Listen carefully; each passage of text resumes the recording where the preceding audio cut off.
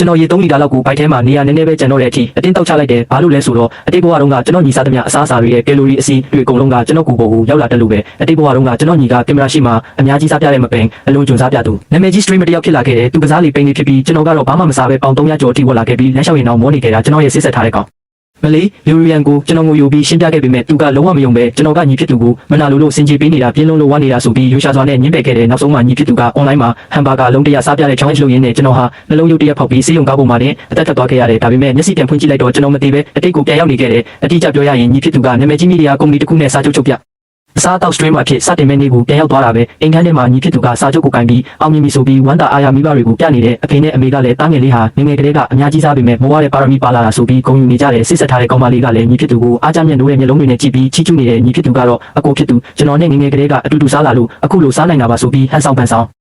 ်ဝင်ပြောလိုက်သေးတယ်အဲ့ဒီအချိန်မှာအားလုံးရဲ့အကြည့်တွေကကျွန်တော်စီရောက်လာတယ်အဖေနဲ့အမေကမင်းကြီးကိုကြည်စမ်းမင်းကတော့ဝတ်တုံနေတာပဲဇွဲလုံးလာလေးနည်းနည်းထားစမ်းပါမင်းကောင်မလေးအပြင်ခေါ်သွားရင်တော့ရှက်စရာကောင်းတယ်ဆိုပြီးအပြစ်တင်ကြတယ်ကောင်မလေးကလည်းကျွန်တော်ကိုယူရှာတဲ့အကြည့်တွေနဲ့ကြည့်နေတယ်အတိတ်ဘဝကတေဆုံးခဲ့ရတဲ့နာကျင်မှုတွေအသက်ရှူချက်တဲ့ဝေဒနာတွေနဲ့ဆေးရုံကအိုးတန်တွေကကျွန်တော်ကောင်းထဲမှာပဲ့တင်ထက်နေသေးပဲအတိတ်ဘဝတုန်းကဒီအချိန်မှာကျွန်တော်ဟာသူစားသမျှအစီတွေကျွန်တော်စီရောက်လာတယ်ဆိုတဲ့အမှန်တရားကိုအတင်းရှင်းပြခဲ့ပေမဲ့ဘယ်သူမှမယုံပဲမနာလိုစိတ်နဲ့ယူနေပြီလို့ပဲထင်ခဲ့ကြတာကိုပြန်တတိယလိုက်တယ်ဒါကြောင့်ဒီတစ်ခါတော့အရင်လိုမိုင်းမဲတဲ့အလုပ်ကိုကျွန်တော်ထပ်မလုပ်တော့ဘူးခေါင်းကိုမောလိုက်ပြီးပြုံးကညီလေးဂုံပြူပါတယ်လို့တီတီငိမ့်ငိမ့်ပဲပြောချလိုက်တယ်ဒေါသထွက်ယူသွတ်မနေပဲတင်းငိမ့်နေတဲ့ကျွန်တော်ရဲ့တုံ့ပြန်မှုကြောင့်ညီဖြစ်သူကိုယ်တိုင်တော့မျှော်လင့်မထားပဲအံ့ဩမြင်သက်သွားခဲ့တယ်မိဘတွေရဲ့အပြစ်တင်စကားတွေကြောင့်ကျွန်တော်မျက်ဝန်းကနေမျက်ရည်တွေကျလာခဲ့တယ်ကျွန်တော်ရဲ့စစ်ဆက်ထားတဲ့ကောင်မလေးယူယူရန်ကလည်းအထင်သေးတဲ့အကြီးနဲ့ကြည့်ပြီးကျွန်တော်ငြင်းကြသွားတာကိုနားလေသဘောပေါက်သွားတယ်လို့ထင်သွားတယ်သူမကကျွန်တော်နားကိုရှောက်လာပြီးအတက်စီးကနေရာချမ်းနင်းတေတေချာချာစဉ်းစားနိုင်ရင်အကောင်းဆုံးပဲညီလေးပိုတာရဲ့အလုပ်ကအခုမှစမှာမို့လို့အကိုတယောက်အနေနဲ့နင်ကသူ့ကိုပံ့ပိုးပေးရမှာပြဿနာရှာနေဖို့မဟုတ်ဘူးလို့ပြောခဲ့တယ်အဲ့ဒီနောက်အဖေကခဲ့ဘူဒါစာချုပ်ချုပ်နိုင်ခဲ့တာကိုဂုဏ်ပြုတဲ့အနေနဲ့ဒီညငါတို့မျိုးရဲ့အကောင်းဆုံးစားတောက်ဆိုင်မှာသွားစားကြမယ်လို့ကြေညာလိုက်တဲ့ညီဖြစ်သူဘူဒါကလည်းဝမ်းသာအားရနဲ့ကျေးဇူးပါဖေကျွန်တော်အဲ့ဒီဆိုင်ကဝက်သားနဲ့တွေအစီတဝင်းဝင်းနဲ့ဟင်းပွဲတွေအများကြီးစားခြင်းနဲ့ဆိုပြီးနာမည်ကြီးဟင်းပွဲတွေကိုတန်းစီရွတ်ပြနေတော့တယ်သူဟင်းနာမည်တွေရွတ်ပြနေတာကိုကြားယုံနေတယ်ကျွန်တော်ရင်ထဲမှာထိတ်လန့်သွားတယ်အတိတ်ဘဝတုန်းကလည်းဒီကွန်ပျူတာစားပွဲကြောင့်ပဲကျွန်တော်ကိုလေးချိန်ကချက်ချင်း9ပေါင်လောက်တက်သွားခဲ့တာလေအဲ့ဒီနေ့ကစပြီးညီဖြစ်သူရဲ့ stream ဘဝကအရှိန်ဟုန်နဲ့အောင်မြင်လာခဲ့တယ်လို့ကျွန်တော်ရဲ့ကျမ်းမာရေးကလည်း6ကမ်းပါးတဲ့ကိုလုံးလုံးရရကျဆင်းသွားခဲ့ရတာအခုတော့သူရဲစိတ်လှရှားပျော်ရွှင်နေတဲ့မျက်နှာကိုကြည့်ပြီးကျွန်တော်စိတ်ထဲမှာအယမ်းကိုအေးဆက်နေခဲ့ပြီးညီလေးဒီတဘောမှာတော့ဒီရတာကိုမင်းကိုယ်တိုင်မြည်ဆန်းကြည့်ရမယ်အလဲရောက်ပြီးလို့တိတ်တဆိတ်ကျုံးသွားလိုက်တယ်ညစာစားပွဲရောက်တော့စပွဲပေါ်မှာဟင်းတွေအပြည့်ပဲညီဖြစ်သူကမျက်လုံးတွေအယောင်လက်ပြီးဝါဒီဝတ်သားနှစ်ကအရန်နူးညံ့တာပဲကနန်းဟင်းကလည်းမှုေးနေတာပဲဆိုပြီးအငတ်မရစားတော့ရင်ချီးကျူးနေတယ်အဖေအမေနဲ့လူရီယန်တို့ကလည်းသူ့ကိုပြုံးရွှင်စွာနဲ့ကြည့်နေကြတယ်အမေကတားငယ်ကိုအသားဖက်ကြီးကြီးခတ်ထည့်ပေးတယ်လို့လူရီယန်ကလည်းဂရုတစိုက်နဲ့ပစုံခွန်လာပေးနေတယ်သူတို့တွေကတာယာပျော်ရွှင်နေတဲ့မိသားစုလေးလာပါပဲကျွန်တော်ကတော့စပွဲဝိုင်းမှာပိုနေတဲ့အပူပစ္စည်းတစ်ခုလိုဖြစ်နေတယ်ညီဖြစ်သူကစားရင်တောက်ရင်းနဲ့ကျွန်တော်ကိုခိုးကြည့်နေတယ်ကျွန်တော်ဘာမှမစားတာကိုမြင်တော့အဖေနဲ့အမေကိုလှည့်ကြည့်ပြီးဟန်ဆောင်ပူပန်တဲ့လေတံနဲ့အကိုဘာလို့မစားတာလဲနေ့လေကအဖေနဲ့အမေပြောလိုက်တာကိုစိတ်ဆိုးနေတော့လားသူတို့ကိုအပြစ်မတင်ပါနဲ့အကိုကောင်းကျိုးအတွက်ပြောကြတာပါအကိုတကယ်ပဲကိုလေးချိန်ရှော့တင်နေပြီလေလို့ပြောလိုက်တယ်သူ့စကားလည်းဆုံးရောစပွဲဝိုင်းရဲ့နှွေးထွေးတဲ့လေထုကချက်ချင်းအိတ်ခဲသွားတယ်အဖေကချက်ချင်းပဲရာချမ်းမင်းပါရီထပ်ပြီးစိတ်ကောက်နေပြန်လာတဲ့မိသားစုတွေပျော်ပျော်ပါပါစားနေတဲ့အချိန်မှာမင်းကဘသူ့ကိုမျက်နှာလာပုတ်ပြနေတာလဲလို့အော်လောက်တဲ့အမေကလည်းဟုတ်တယ်လေနင့်ညီကဒီလောက်တိတက်ပြီးနင့်ကိုတော့ဖြောင်းပြနေတာကိုမင်းကထမင်းမစားပဲဆန္ဒပြချင်နေတာလားနင့်ကိုဘောကအစီအရင်နဲ့ဆိုရင်နည်းနည်းလောက်မစားလဲမသေးပါဘူးလို့ဝင်ပြောတယ်ယူရီယန်ရဲ့အကြည့်တွေကတော့ရေခဲလိုကိုအေးဆက်နေတယ်ရာချမ်းနင်းနည်းနည်းလောက်ရင်းချက်လို့မရဘူးလားပိုတာကမကြခင်လူတိများတဲ့သူဖြစ်လာတော့မှသူ့မိသားစုဝင်တယောက်အနေနဲ့နင်ဒီလောက်ကလေးဆန်မနေလို့မရဘူးလားလို့အဖြစ်တင်တယ်သူတို့ရဲ့အဖြစ်တင်စကားတွေကအတိတ်ဘဝကအတိုင်းတတဝေမတိန်တူညီနေတယ်ဒါပေမဲ့ဒီတစ်ချိန်မှာတော့ကျွန်တော်ဘာမှပြန်မပြောတော့ဘူးအဲ့ဒီအစားကျွန်တော်ရင်ဘက်ကိုလက်နဲ့ဖိပြီးနာကျင်စွာညှိတွားလိုက်တဲ့ခန္ဓာကိုယ်ကရိမ့်ရိုင်သွားပြီးမျက်နှာတစ်ခုလုံးနဲ့ချက်ချင်းဖြူဖြောသွားပါတော့တယ်ကျွန်တော်ရင်ဘက်ကိုဖိပြီးနာကျင်စွာညှိတွားလိုက်တော့အားလုံးကထိတ်လန့်သွားကြတယ်ကျွန်တော်ရဲ့ဖြူဖြောနေတဲ့မျက်နှာကိုမြင်တော့ယူယူရန်ကစိတ်မရှိတဲ့လေတံနဲ့နင်ဘာဖြစ်ပြန်လာလဲလို့မေးတယ်ကျွန်တော်ကရင်ဘက်ကိုဖိရင်ကရင်ဘက်ထဲကအရန်အောင်နေတယ်အသက်ရှူလို့လည်းမဝဘူးဘိုက်ကလည်းအရန်တင်းနေတယ်ငါတေတော့မယ်ထင်တယ်လို့ပြောရင်းနဲ့အန်ဂျင်တလူဟန်ဆောင်လိုက်တယ်ဘူတာရဲ့မျက်နှာမှာပထမဆုံးအကြိမ်ဖြစ်ကြောင်ရွံ့တဲ့အရေးရောင်တွေပေါ်လာပြီးအကိုခုနကတင်ကောင်းနေသေးတာကိုဟန်ဆောင်နေတာမဟုတ်လားလို့မေးတယ်အဖေနဲ့အမေကလည်းတကယ်ပဲလန့်သွားကြတယ်ကျွန်တော်ဘာမှဆက်မပြောနိုင်တော့ပဲအသက်ကိုခက်ပြင်းပြင်းနဲ့မြင်းမြန်းရှူလိုက်တော့ယူယူရန်ကကျွန်တော်ကိုအကဲခတ်နေပြီးဟန်ဆောင်နေတာတော့မဟုတ်တော့ဘူးလို့ရေရွတ်လိုက်တယ်အဖေကတော်ပြီးမစားနဲ့တော့ဆေးရုံသွားမယ်ဆိုပြီးဆုံးဖြတ်လိုက်တယ်ဆေးရုံကားပေါ်မှာတော့ဘူတာကကျွန်တော်ကိုမျက်တောင်မခတ်ပဲစိုက်ကြည့်နေတယ်သူ့မျက်လုံးထဲမှာနားမလည်နိုင်တဲ့အမေးဖြေတွေအများကြီးရှိနေမှတေချာတယ်ငါစားတာလေဘာလို့သူကအစာမကြေတဲ့လက္ခဏာတွေပြနေရတာလဲလို့သူတွေးနေမှာပေါ့ကျွန်တော်ကတော့မျက်စိမိတ်ပြီးသူ့ခန္ဓာကိုယ်ထဲကအဆီတွေကယ်လိုရီတွေကျွန်တော်စီစီးဝင်လာတာကိုငြိမ်ငြိမ်လေးခံစားနေလိုက်တယ်ဆေးရုံရောက်တော့ကျွန်တော်ကိုအရေးပေါ်ခန်းနဲ့တန်းပို့လိုက်တယ်ကျွန်တော်ကဆရာဝန်ကိုလိုအပ်တဲ့စစ်ဆေးမှုတွေအကုန်လုပ်ပေးဖို့တောင်းဆိုလိုက်တယ်အပြင်မှာတော့မိဘတွေနဲ့လူလူရန်ကစောင့်နေကြတယ်အမေကတော့စိတ်မရှိတော့ဘူးသူကပြဿနာရှာချင်နေတာပါအခုတလောအဝေးကြချင်နေဆိုပြီးထမင်းမစားလို့တွေးချိုကြတာနေမှာပါလို့အဖြစ်တင်နေတယ်အဖေကလည်းရလက်ထွက်လာမှကြည့်ကြသေးတာပေါ့တကယ်လို့ဘာမှမဖြစ်ပဲဟန်ဆောင်နေတာဆိုရင်တော့ငါနဲ့တွေ့မယ်လို့ကျင်းဝနေတဲ့လူလူရန်ကတော့ဘာမှမပြောပေမဲ့သူ့ရဲ့မျက်မှောင်ကျုံနေတဲ့ပုံစံကကျွန်တော်ကိုဘယ်လောက်တောင်စိတ်ပြက်နေလဲဆိုတာပြနေတယ်ပိုတာတယောက်တည်းသာကနာမငြင်းဖြစ်နေပြီးသူတွေးထားတဲ့အတိုင်းမဟုတ်တော့ဘူးဆိုတာကိုရိမ့်မိနေပုံရတယ်တိတ်မကြခင်မှာပဲသူနာပြုဆရာမတယောက်ထွက်လာပြီးရာချမ်းရဲ့မိသားစုဝင်တွေရှိလာလို့မေးတယ်အဖေအမေနဲ့ယူယူရန်တို့ချက်ချင်းထသွားကြတယ်ဆရာမကဒီကြီးတဲ့မျက်နှာထားနဲ့လူနာရဲ့အခြေအနေကတိတ်မကောင်းဘူးကျမနောက်လိုက်ခဲ့ပါလို့ပြောလိုက်တော့၃ယောက်လုံးနှင်းသက်သွားကြတယ်သူတို့ဆရာဝန်ခန်းထဲရောက်သွားပြီးတိတ်မကြခင်မှာပဲအမေရဲ့အလန့်တကြားအော်တန်ကိုကြားလိုက်ရတယ်ပါအသေးစီဖုံးတာအရန်ဆုံးရနေပြီတွေးတွင်းအစီတက်လည်းများနေတယ်တွေးချိုကလည်းအရန်တက်နေတယ်ဆရာဝန်မားနေတာတော့မဟုတ်ပါဘူးနော် ကျမသားကအသက်20နှစ်ပဲရှိသေးတာလေနှလုံးခုန်လဲမမှန်ဘူးဆိုတာဘယ်လိုဖြစ်နိုင်မှာလဲလို့အမေကငိုယိုပြီးပြောနေတယ်ခဏနေတော့အဖေနဲ့အမေလူရီယန်တို့3ယောက်သားအခန်းထဲကထွက်လာကြတယ်သူတို့မျက်နှာတွေကတွေးဆုံနေပြီးကျွန်တော်ကိုကြည့်တဲ့အကြည့်တွေမှာတော့နောင်တတွေနားမလည်နိုင်မှုတွေပြည့်ပါပဲပိုတာကချက်ချင်းပြေးသွားပြီးအမေအခုဘလို့နေသေးလဲလို့စိုးရိမ်တကြီးမိလိုက်တဲ့ဆေးရုံစင်ကြံမှာလူရီယန်ကကျွန်တော်ကိုဒေါသတကြီးနဲ့မေးခွန်းထုတ်နေပါတယ်ဆရာဝန်ပြောပြချက်အရကျွန်တော်ရဲ့ကျန်းမာရေးစစ်ဆေးမှုရလဒ်တွေကနှစ်ပေါင်းများစွာအစားအသောက်လွန်ကဲနေတဲ့အသက်50အရွယ်လူလက်ပိုင်းတစ်ယောက်လိုဖြစ်နေလို့ပါဒီညဘာမှမစားထားဘူးဆိုတာတေချာနေရနဲ့ဘာလို့ဒီလိုဖြစ်ရတာလဲဆိုပြီးသူမကနားမလည်နိုင်ဖြစ်နေပါတယ်ကျွန်တော်လည်းသူကိုယ်တိုင်တော့မသိကြောင်းအခုတလောအစားအသောက်ကိုထိန်းချုပ်နေပြီးနေတိုင်းရေလုံးပြုတ်ပဲစားကတနားရီလောက်လေးချင်းအခန်းလုံးနေပါလေနဲ့ဘာလို့ဒီလိုဖြစ်ရလဲဆိုတာမသိလို့အရန်ကြောက်နေပြီဖြစ်ကြောင်းမျက်ရည်တွေကျပြီးပြောပြပါတ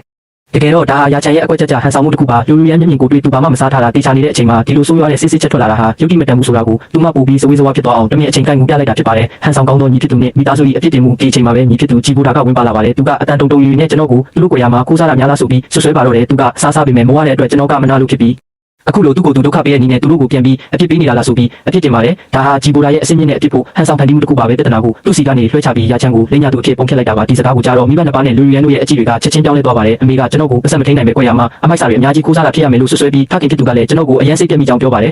ယ်လူရီယန်ကတော့ရာချန်ဟာအာယုံဆိုင်ခံရမှုနဲ့ညီဖြစ်သူကိုအဆက်ခွဲဖို့အတွက်အခုလိုကိုဒုက္ခပေးတဲ့နည်းနဲ့လိမ့်ညာရတာအရန်ယုံပါတယ်လို့ဆွဆွဲပါတော့တယ်ဒီလိုဝိုင်းဝန်းပြစ်တင်ခံရပြီးမြဲရာချန်ကတော့စိတ်ထဲမှာပါခံစားချက်မှမရှိပါဘူးအမှားအမှန်ကိုပြောင်းပြန်လည်ပြစ်တာသူတို့အကျွမ်းကျင်ဆုံးအလုပ်ဆိုတာသူကြိုသိနေလို့ပါသူကဘာမှပြန်မရှင်းပြပဲအမေနောက်မှာပုံပြီးသူ့ကိုအောင်နိုင်သူတယောက်လိုရန်စားတဲ့အကြည့်နဲ့ကြည့်နေတဲ့ဂျီဘူရာကိုပဲအတန်တိတ်တုံးပြလိုက်ပါတယ်ဂျီဘူရာမလောပါနဲ့ပွဲကောင်းကနောက်မှလာမှာပါလို့သူကစိတ်ထဲကနေကျင်းဝလိုက်ပါတယ်စေယုံကနေအိမ်ပြန်ရောက်တဲ့မိဘတွေကရာချန်ကိုအိမ်ပြင်ထွက်ခွင့်ပိတ်ပင်လိုက်ပြီးဖုန်းနဲ့ပတ်စံအိတ်ကိုပါတင်စီလိုက်ပါတယ်တေးစာခိုးစားနိုင်မဲ့အခွင့်အရေးမှန်သမျှကိုအပြီးတိုင်ဖြတ်တောက်လိုက်တာပါလူရီယန်ကလည်းသူတို့နှစ်ယောက်လုံးစိတ်မငြိမ်သက်ခင်ချိန်ထိရာချန်နဲ့ထပ်မတွေ့တော့ဘူးလို့ပြက်ပြက်တသားကြီးညာသွားပါတယ်ဒါပေမဲ့သူတို့မသိတာကရာချန်အလိုအဆုံလက်နက်ကသူ့လေပင်မှာအမြဲရှိနေတယ်ဆိုတာပါပဲအဲ့ဒါကတော့သူနဲ့ဂျီဘူရာတို့မွေးဖွားတုန်းကအဖွားဖြစ်သူကအထူးစီမံပြီးဆွဲပေးထားတဲ့ကြောက်စိမ့်ဖြူဆွဲကြိုးလေးတစ်ခုပါအရင်ဘဝတုန်းကတော့ဂျီဘူရာကရာချန်ရဲ့ကြောက်စိမ့်ဆွဲကြိုးဒီဇိုင်းကိုကိုယ်တဘောကြတယ်ဆိုပြီးအတင်းအကျပ်လဲယူသွားခဲ့မှုတဲ့အရာလေးပဲဖြစ်ပါတယ်အဲ့ဒီနောက်ပိုင်းကစပြီးသူစားသမျှအစားအသောက်တွေရဲ့ကယ်လိုရီတွ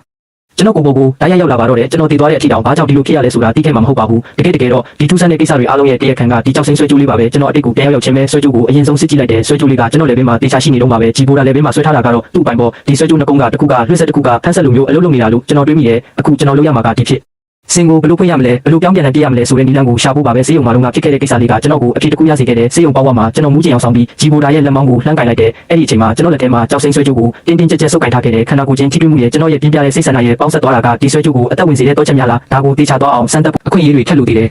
ယ်မကြခင်မှာပဲအခွင့်အရေးကရောက်လာပါတယ်ကျွန်တော်စေယုံတက်လိုက်ရလို့ဂျီဘူရာရဲ့ပထမဆုံးလွှတ်မဲ့အစီအစဉ်နောက်ဆုတ်သွားခဲ့ရပြီမဲ့ကုမ္ပဏီကသူ့ကိုလက်မလွတ်ခဲ့ပါဘူးဒီချက်ကိုကြီးကျယ်တဲ့အစီအစဉ်တစ်ခုကိုသူတို့ထပ်ဆွဲလိုက်ကြတယ်အဲ့ဒါကတော့တနာရီတွင်းအလွန်ဆက်တဲ့မိတောက်ချက်သားခောက်ဆွဲတစ်ဆက်ပွဲစားပြမဲ့စင်ခုံမှုအားပဲကုမ္ပဏီကနေရာဆောင်ကနေ promotion တွေဆင်ပြီးပြည်သက်တွေစိတ်ဝင်စားလာအောင်ဆွဲဆောင်ထားပါတယ်ညနေဖုန်းကကြာသွားတော့ညီဖြစ်သူလက်လွှတ်မဲ့နေမှာပဲဂျီဘူရာကကျွန်တော်အခန်းထဲကိုတမင်တက်ရောက်လာပါတယ်သူ့မျက်နှာပေါ်မှာအောင်နိုင်သူတယောက်ရဲ့မာနတရားတွေအပြည့်ပါပဲအကိုခဏနေကျွန်တော်လည်းတွေ့ရင်တေချာကြည့်နော်တဲ့သူကကျွန်တော်ရှိကိုရှောက်လာပြီးအထက်စီးကနေကြည့်ကဆက်ပြောတယ်ကုမ္ပဏီကငါ့အတွက်အကောင်းဆုံး promotion နေရာဝယ်ပေးထားတယ်ဒီညကုန်သွားရင်ငါကတကယ်နာမည်ကြီး international ဖြစ်သွားပြီးမင်းကတော့အခုလိုမျိုးကျဉ်းကျက်လာတဲ့အခန်းလေးထဲမှာပိတ်လောင်ခံနေုံပဲရှိတော့မှပြောဆူနဲ့သူကကျွန်တော်နားကိုကပ်လာပြီးနှစ်ယောက်တည်းကြားနိုင်တဲ့အတန်မျိုးနဲ့တူတူလေးကပြောတယ်ခင်ဗျားသိလာ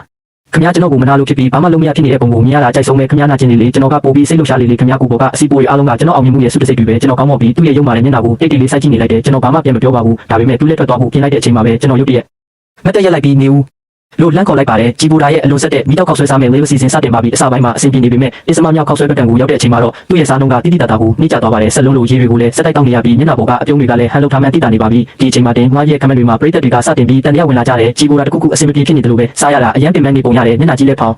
်းကားလာတယ်ငါမျက်စိပဲမှားနေတာလားသူ့အင်ဂျီတွေတောင်ကျက်လာတယ်လို့ပဲစသဖြင့်ဝေဖန်တန်တွေထွက်ပေါ်လာပါတော့တယ်တတမမြောက်ခောက်ဆွဲဘက်တန်ကိုစားနေတဲ့အချိန်မှာတော့မထင်မှတ်ထားတာတွေဖြစ်လာပါတော့တယ်သူ့ပိုက်ထဲကနေလှိုင်းလုံးကြီးတွေရိုက်ခတ်နေတယ်လို့ကျေလောင်းတဲ့အတန်ကြီးထွက်ပေါ်လာပြီးဂျီဘူရာတယောက်ပါဆက်ကိုအလန့်တကြားပိတ်လိုက်ရပါတယ်ဒီတန်ကြီးကိုကြည့်နေတဲ့ပရိသတ်တွေအားလုံးအတိုင်းသားကြားလိုက်ရတယ်ခန္ဓာကိုယ်တစ်ခုလုံးနဲ့အရင်ကနဲ့မတူပဲနှစ်ပေါင်းများစွာပျောက်ဆုံးနေတဲ့ပေါ်ပါမှုကိုခံစားလိုက်ရတယ်ဂျီဘူရာရဲ့အကောင့်ကလည်းညာရင်းချင်းပဲဖော်လိုဝါတင်းကနန်းလောက်ကျသွားပြီး comment တွေမှာလည်းသူ့ကိုလိမ့်လေသူဆိုပြီးဝိုင်းဆဲနေကြပါတော့တယ်အိမ်ခန်းထဲမှာတော့အဖေကဒေါသတကြီးနဲ့ခောက်တုံခောက်ပြန်လက်လျှောက်နေပြီးပါဇက်ကလည်းအတုံးမကျတဲ့ကောင်ဆိုပြီးဆဲဆုံနေတယ်အမေကတော့ငိုနေတဲ့ဂျီဘူရာကိုဖတ်ထားပြီးရင်ခွဲမတက်ဝမ်းနေရှာတယ်ဂျီဘူရာကအသက်ရှူမဝအောင်ငိုရင်းနဲ့အမေကျွန်တော်လည်းဘာဖြစ်သွားမှန်းမသိဘူးတေချာပေါက်ကောင်းကောင်းစားလို့ရနေတာကိုရုတ်တရက်ကြီးဘိုက်တွေတင်းလာပြီးအရန်ခံစားရခက်သွားတာဒါရချန်လောက်တာပဲဖြစ်ရမယ်သူကလွယ်ပြီးဘယ်သူမှမရှိဘူးဆိုပြီးကျွန်တော်ကိုလမ်းညိုးထိုးပြီးအပြစ်တင်တော့တယ် like မလွန်ခင်ကသူကျွန်တော်ကိုလာတိုက်သွားသေးတယ်တေချာတယ်သူကျွန်တော်ကိုတခုခုလုပ်လိုက်တာပဲတဲ့အဲ့ဒီစကားလဲကြားရောအမေကကျွန်တော်ရှိကိုချက်ချင်းပြေးလာပြီးအားချဖို့လက်ရွယ်လိုက်ပါတယ်နေ့လိုကန်ဆူမှုမောင်ကြားတဲ့ကောင်နေလို့မယ်ဆိုတာငါတိသားပဲနင်းညီကောင်းစားတာကိုနင်းမကြည့်ရဘူးမလားနင်းမဲသူ့အနာဂတ်ကိုဖျက်ဆီးပစ်လိုက်တာလို့အောင်းငေါက်တော့တယ်ကျွန်တော်ကတော့မရှောင်ပဲသူ့ကိုအေးဆေးဆေးပဲကြည့်နေလိုက်တယ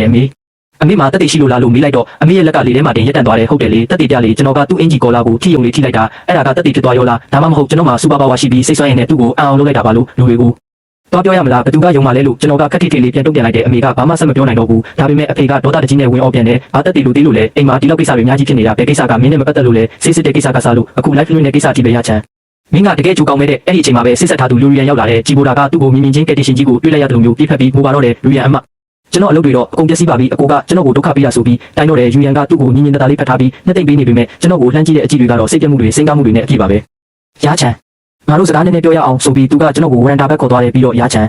ငါတို့ရဲ့စိတ်ဆက်ထားတာကိုဖျက်သိမ်းလိုက်ရအောင်လို့သူကတုံးတိတိပဲပြောချလိုက်တယ်သူ့ဘက်ကနည်းနည်းလေးမှတုံးဆိုင်နေတာမျိုးမရှိတယ်လို့ကျွန်တော်စိတ်ထဲမှာလည်းလှုပ်ရှားသွားတာမျိုးမရှိပဲရေတောင်ရေချင်နေသေးတယ်ဘာလို့လဲလို့ကျွန်တော်ကမေးလိုက်တယ်နင်းပုံစံကိုနင်းပြန်ကြည့်ဦးလေးဝါပြီးပြီးတဲ့အပြင်သဘောထားကလည်းတိတ်တိမ်သေးတယ်ကိုညီရင်းကိုတော့မနာလို့ဖြစ်ပြီးရုံမှချင်းသေးတာကြီးပိုးတာကိုကြည့်စမ်းသူကဘယ်လောက်စူးစမ်းလဲဘယ်လောက်တက်ကြွလဲသူ့အိမ်မက်တွေအတွက်အစွမ်းကုန်စူးစမ်းနေတာနင်ကငါနဲ့လုံးဝမထိုက်တန်ဘူးဂျီမီသားစုရဲ့အနာဂတ်အိမ်အောင်ဦးစီးနေရတဲ့ဆိုပိုတော့မထိုက်တန်သေးတယ်လို့သူကစကလုံးတွေနဲ့ရိုက်ချိုးလိုက်ပါတယ်